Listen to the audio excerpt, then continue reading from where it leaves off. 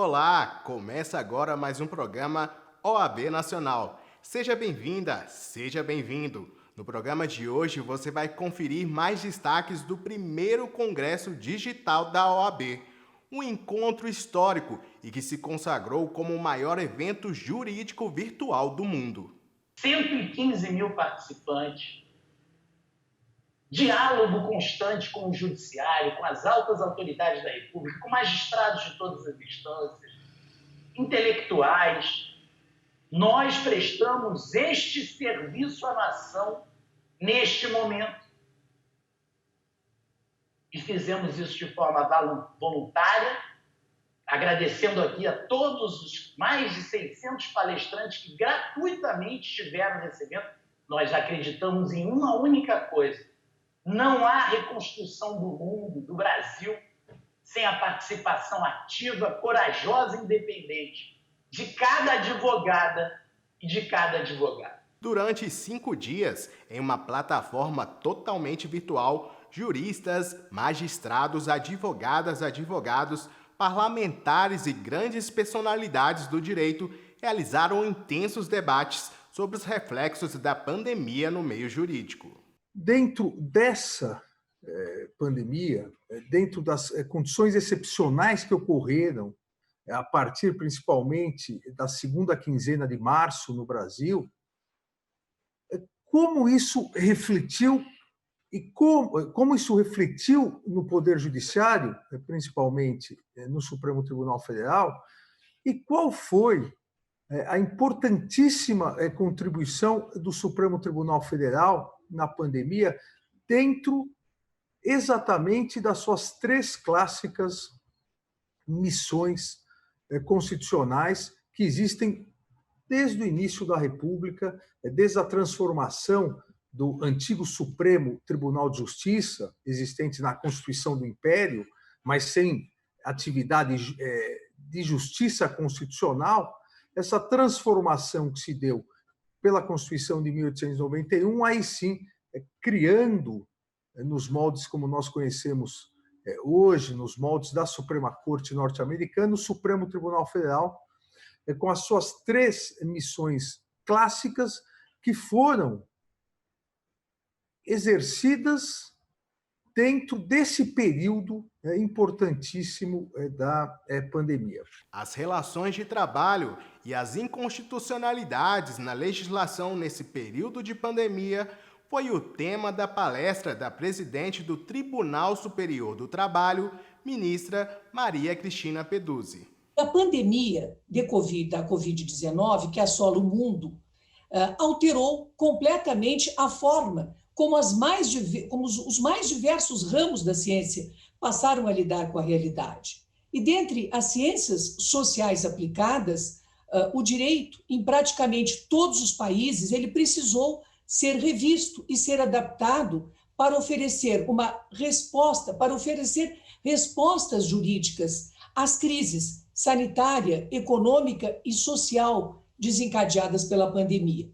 Então, na maioria dos países ocidentais, foram elaboradas novas leis para alterar a regulamentação de situações anteriores, como relações de trabalho, de consumo, de atendimento médico, de comunicação, etc.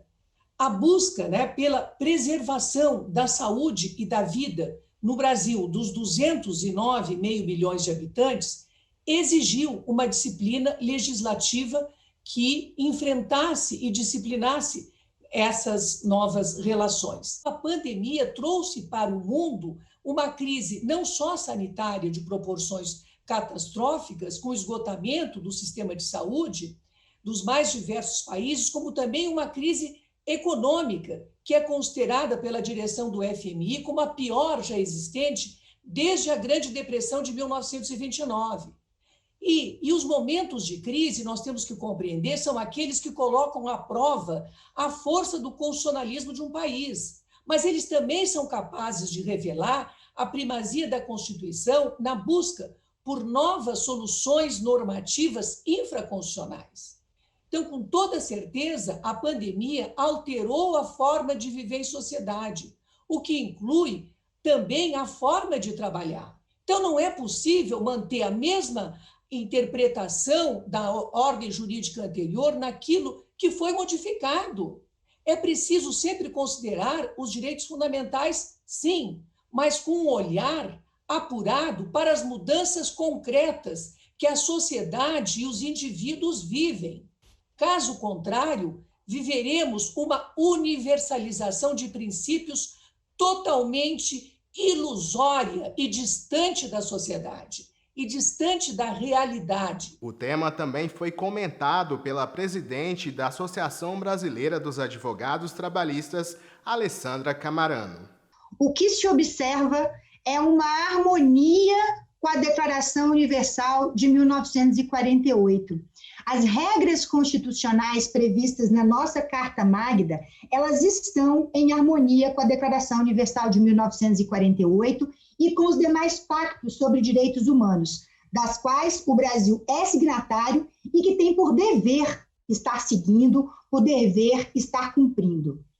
E o direito do trabalho. Aonde se encontra o direito do trabalho? Ele está absolutamente correlacionado com essa principiologia constitucional de natureza humanística, em que o jurista e professor Maurício Godinho Delgado, numa estruturação que ele faz sobre as relações do direito do trabalho com outros campos do direito, ele afirma que a Constituição Federal firmou no Brasil o conceito e estrutura normativas de Estado democrático de direito.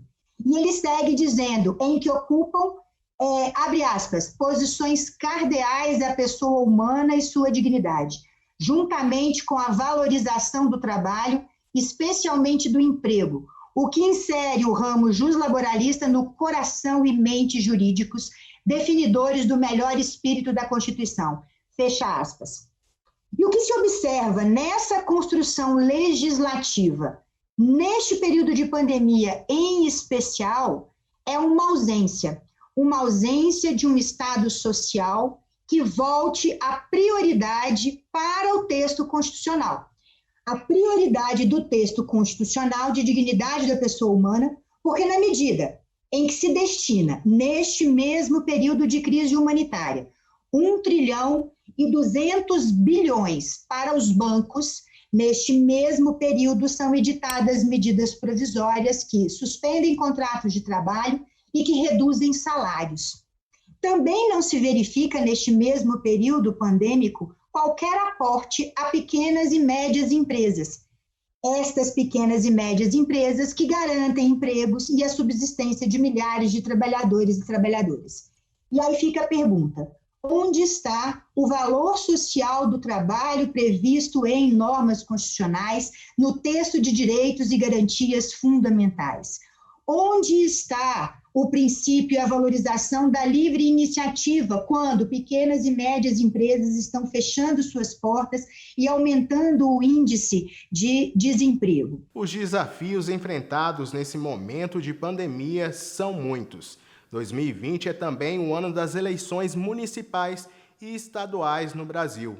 E o direito eleitoral esteve em debate entre os nossos painelistas. Veja comigo. Talvez o direito eleitoral seja o direito que mais tenha sucumbido às necessárias mudanças por conta da pandemia. Nós tivemos uma emenda constitucional aprovada recentemente pelo Congresso Nacional. Nós vamos ter diversas normas ainda do Tribunal Superior Eleitoral adaptando todo o processo eleitoral para esse momento de crise. Em relação à questão da prorrogação do mandato, que foi um tema que já ficou para o passado, ainda bem.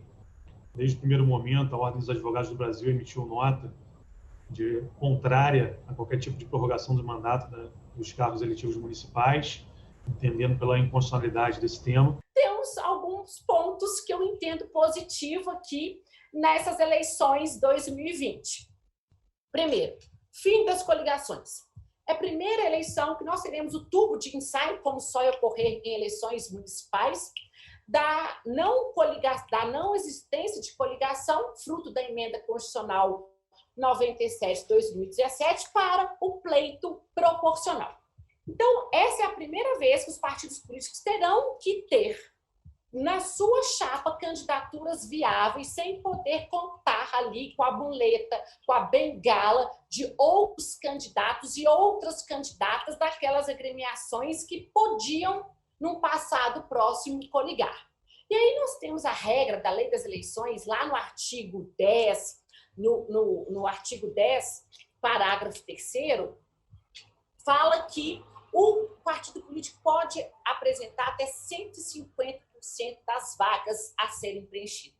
Então, quando eu falo que o partido pode apresentar até 150% das vagas, como não vai haver mais coligação, automaticamente aquele partido político vai apresentar o maior número de candidaturas. E se eu apresento o maior número de candidaturas aqui no gênero, obviamente eu vou ter o maior número de candidatas, uma vez que eu tenho que incidir sobre o número de candidaturas a serem apresentadas, aquele percentual mínimo de 30% da cota de gênero.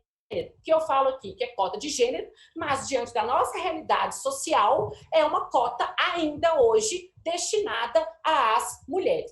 A pandemia também trouxe novos desafios para as candidaturas femininas, espaço que ainda enfrenta muitas dificuldades para ser ocupado. Outro ponto positivo, que é o combate às candidaturas fictícias. O TSE, eu costumo brincar, que já colocou o gato no telhado desde o precedente de Valença do Piauí e agora recente, em fevereiro de 2020, Cafelândia também. Se tivermos a constatação de candidaturas fraudulentas, de candidaturas fictícias, nós vamos ter que cair toda a chapa, eleito, não eleito, inclusive se tiver eventualmente alguma mulher eleita. Então, se ficou comprovado ali pela ausência de votação ou votação ínfima, de ausência de prática de atos de campanha, se ficou prestação de contas também fraudulenta, isso são dados indicativos da existência de uma candidatura fraudulenta que levará à cassação do registro da chapa. E, além desses precedentes que já foram a sinalização do Tribunal Superior Eleitoral de como ele agirá nessas eleições municipais de 2020, nós temos que prestar atenção em alguns dispositivos da Resolução 23.609 do TSE sobre o registro de candidatura.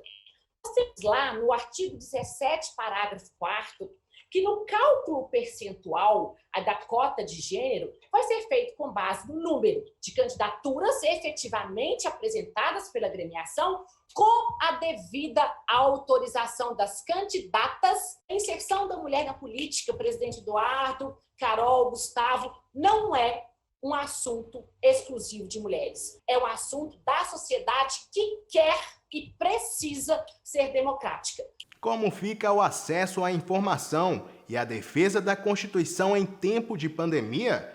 É no próximo bloco. Eu te espero aqui.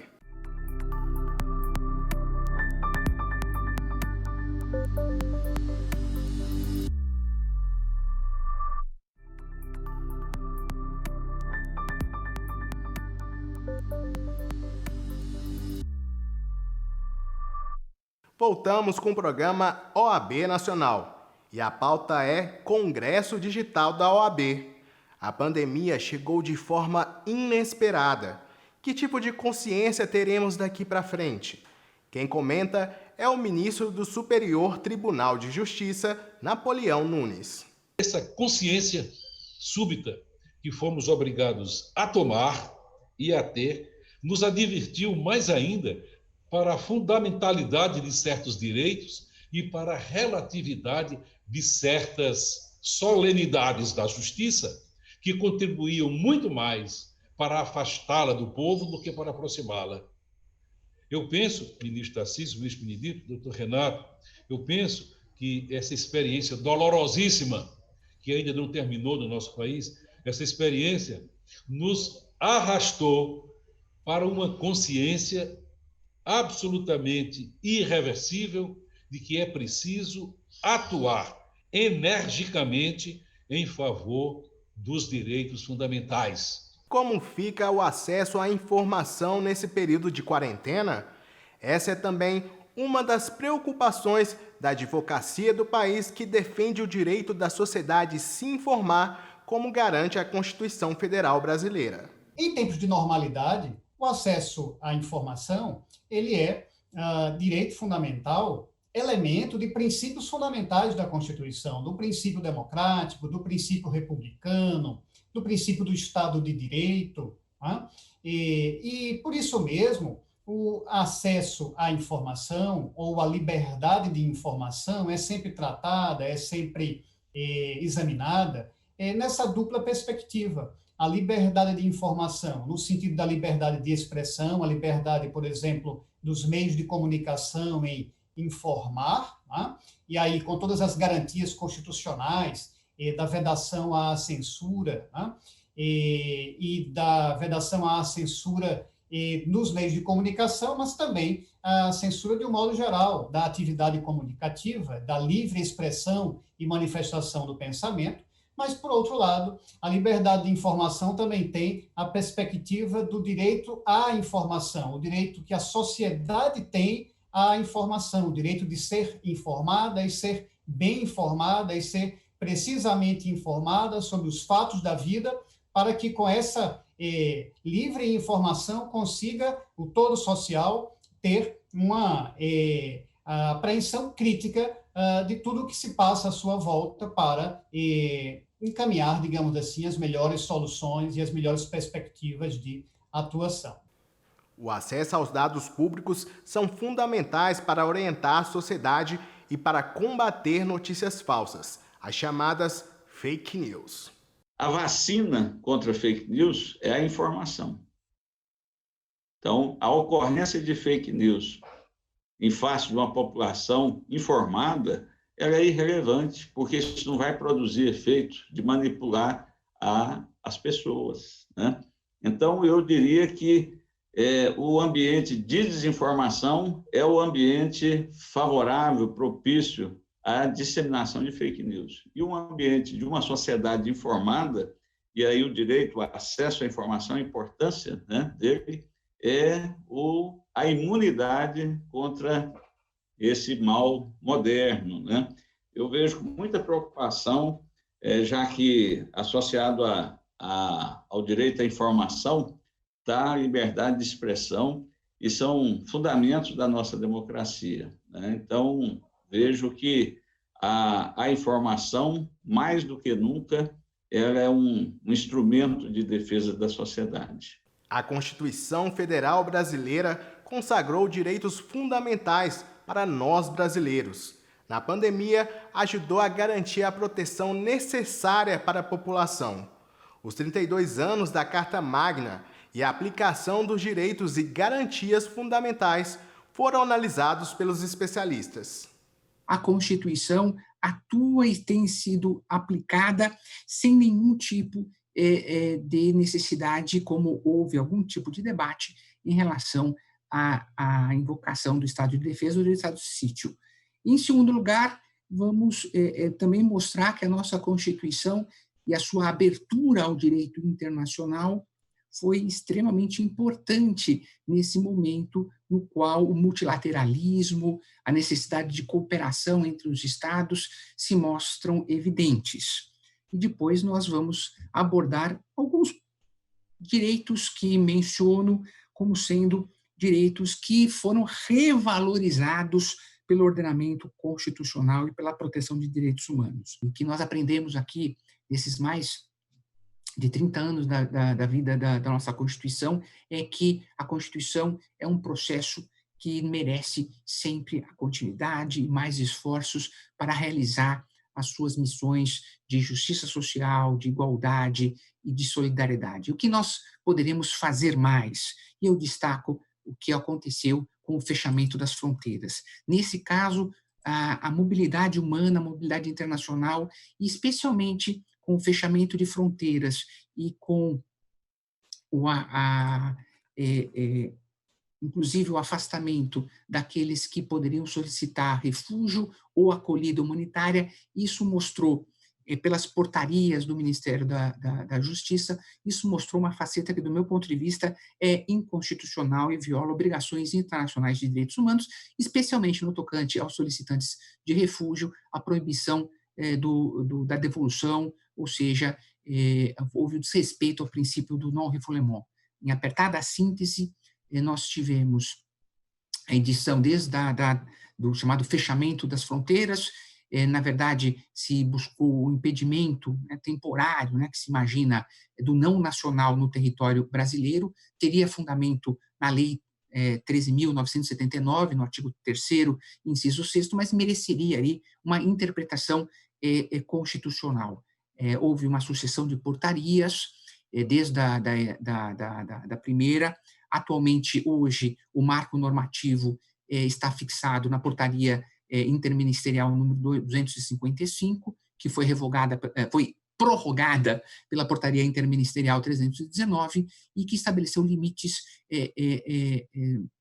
subjetivos e objetivos à entrada do não nacional no território brasileiro, com sanções severas, como, por exemplo, repatriação, deportação imediata e inabilitação do pedido de refúgio. Então, apesar desse momento de pandemia ter mostrado a força da Constituição e a preservação de direitos, ter nos levado, inclusive, a um resgate de direitos sociais, com a discussão hoje do auxílio emergencial, que, porventura, venha a ser considerado permanente. Nós estamos, então, ingressando talvez numa fase diferente de um olhar sobre o vulnerável, para que nós tenhamos, finalmente, uma renda mínima nacional. Mesmo assim, resta ainda fazer e o combate justamente a esse fechamento de fronteiras sem a consideração do solicitante de refúgio ou daquele que necessita de acolhida humanitária, merece, então, uma reflexão e talvez uma nova consideração. Segundo a professora Natália Masson, do G7 Jurídico, o Brasil, como federação, precisa ser repensado. O federalismo cooperativo está inscrito em nosso ordenamento pátrio desde a Constituição de 34, superando um modelo de federalismo dual, típico de um Estado liberal, que, na verdade, orientou a nossa primeira Constituição Republicana de 1891. De lá para cá, então, passamos a adotar, na federação, um plano também vertical na repartição de competências. Não só o plano horizontal, que entrega aos entes competências que são privativas, que são exclusivas, que vão ser cumpridas, né, de forma isolada, mas também competências nesse plano vertical, que são, então, as atividades comuns e concorrentes, que serão prestadas pelos entes federados em regime de condomínio, de parceria legislativa, né? Só que, vejamos, as disfuncionalidades que ficaram escancaradas do nosso federalismo cooperativo durante a pandemia. A primeira, evidentemente, é a circunstância de nossa Constituição Federal ter um sistema de repartição de competências que é completamente irracional, bastante complexo e que gera sobreposição de conteúdos. Você compara os dispositivos constitucionais e percebe que são muitos os temas que esbarram em mais de um artigo e, portanto, sempre há dúvida com relação a quem pode legislar sobre certo tema, quem deve cumprir determinada atribuição material administrativa. Então, esse arcabouço normativo genérico que a nossa Constituição faz seria, então, um primeiro ponto que ficou evidenciado. Uma revisão disso é necessária. Eu, você e toda a sociedade civil somos chamados a dar a nossa contribuição nesse momento em que se põe o distanciamento social. E a Ordem também abordou o assunto durante o seu congresso digital. A sugestão é que cada cidadão acompanhe o Estado e poderes na aplicação de políticas públicas. É a sociedade civil que, diferentemente do poder público, até do municipal, chega nos rincões, que os rincões brasileiros, eles são a maioria e não a exceção. Nosso país de grandeza constitucional, ele é feito de rincões, de locais sem internet, sem UTI, sem transporte público, sem justiça, sem a mão legislativa e sem a mão executiva. Rincões esses que não estão lá na Amazônia, Chuia, não são rincões de difícil acesso territorial, são rincões que às vezes estão aqui do lado da nossa cidade, são rincões que estão nos guetos criados dentro da nossa própria cidade. E é a sociedade civil, essa voz, como diz o sempre presidente da OAB, Marcos Vinícius Furtado, é a sociedade civil quem vai encontrar, junto com a advocacia, e a OAB é uma entidade civil por excelência, o IDEC também o é, que vai dar a voz constitucional para esse cidadão, tirar do papel o que lhe é prometido e colocar na prática o que lhe é devido. E o momento de pandemia, ele realmente, ele chama, também somado a um momento de crise democrática, ele pode ser enfrentado de duas formas, com duas visões, uma pessimista e uma otimista. A pessimista é aquela de que a pandemia ou as grandes manifestações contrárias ao consenso, ou seja, as restrições à democracia, as duas em conjunto, vão vencer. Ou seja, o amanhã é de não ter uma vacina ou uma política pública adequada, ou o amanhã será o de restrição democrática. As reflexões também levam uma palavra de otimismo para toda a sociedade. Nós temos que acreditar que a gente vai conseguir ter um novo normal que tenha um saldo positivo nessa construção desse tecido social e desses tons, né? Que a gente consiga dar essas tonalidades aqui em nosso país para a nossa sociedade civil. Obrigado por assistir conosco este programa. Neste momento é importante que você cuide de si, daqueles que você ama. Faça a sua parte. Para acompanhar tudo que a Ordem dos Advogados do Brasil está fazendo, é só seguir a gente nas redes sociais e reveja este e outros programas no nosso canal no YouTube. Tchau, até mais!